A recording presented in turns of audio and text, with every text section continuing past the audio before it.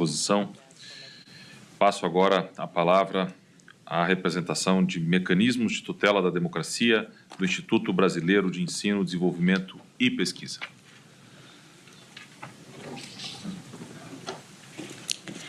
Excelentíssimo senhor presidente, é uma alegria vivenciar a presidência de Vossa Excelência.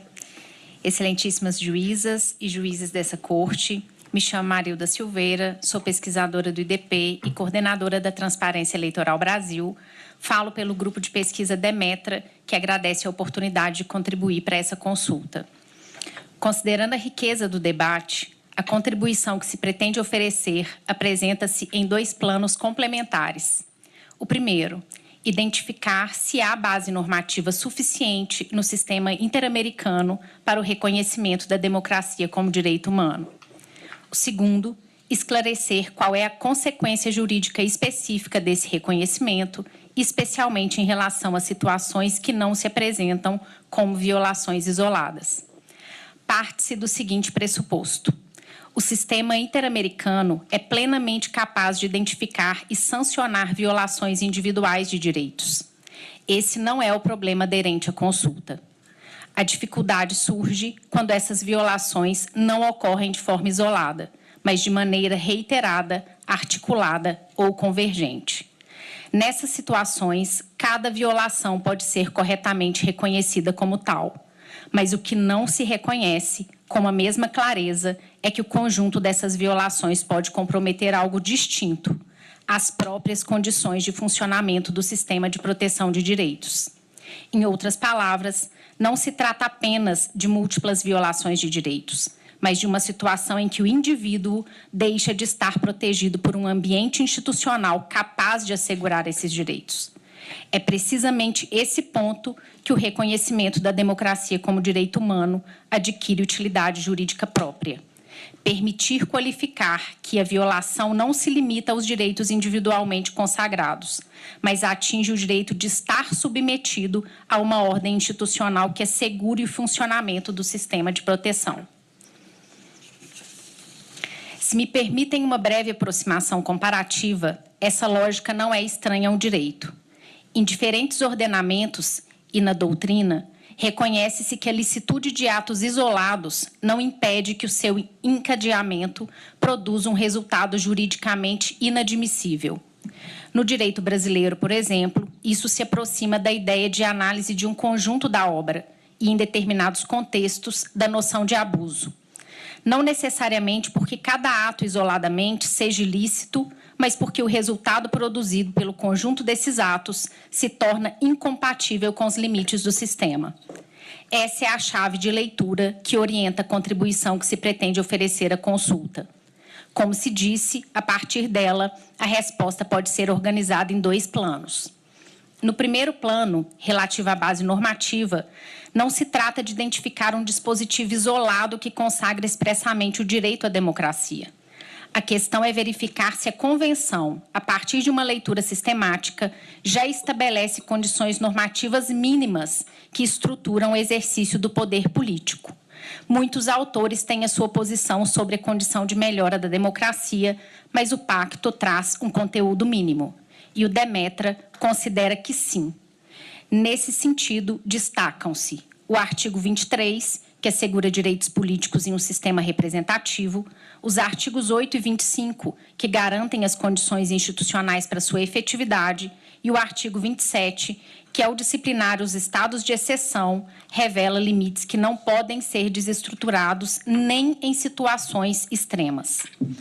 A jurisprudência dessa Corte já reconhece a relevância institucional das garantias, inclusive em processos.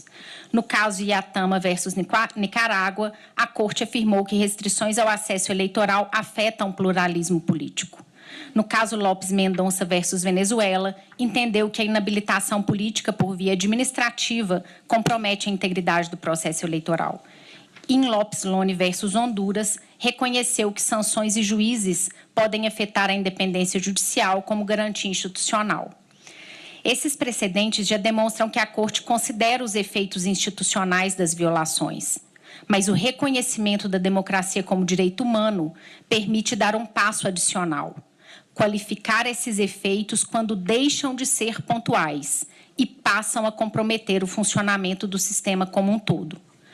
No segundo plano, relativo à consequência jurídica, essa qualificação produz efeitos concretos.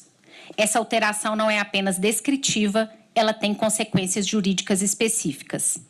Ao qualificar a violação como comprometimento das condições de funcionamento do sistema, o Estado deixa de responder apenas por atos isolados e passa a responder por um padrão de atuação incompatível com a Convenção. Isso implica, quando necessário, 1. Adoção de medidas estruturais, 2. A revisão de arranjos institucionais e 3. A remoção de práticas que, em conjunto, inviabilizam o exercício de direitos. Essa qualificação também tem implicações diretas no funcionamento do próprio sistema interamericano.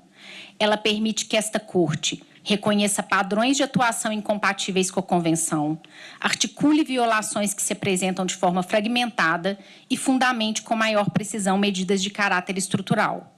Não se trata de ampliar a competência da Corte, mas de exercer com maior precisão competências que já lhe são próprias.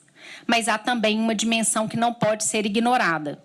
Quando essas condições se deterioram, não é apenas um direito específico que deixa de ser protegido, mas o próprio ambiente institucional que permite que os direitos existam.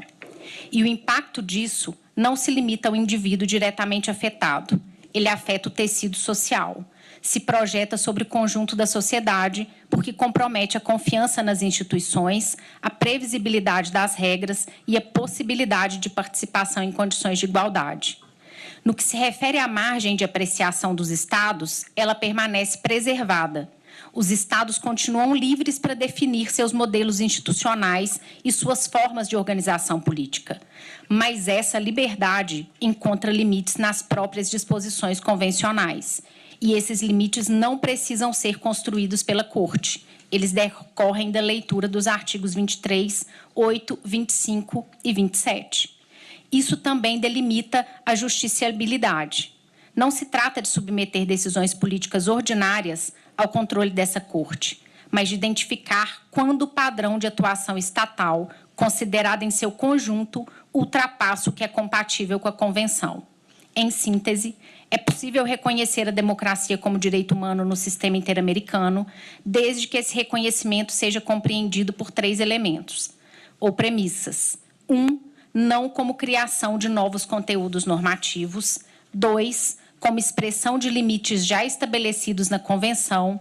E 3, e sobretudo, como um critério que permite identificar quando a violação não se esgota em um ato isolado, mas se revela no comprometimento das próprias condições que tornam os direitos exercíveis.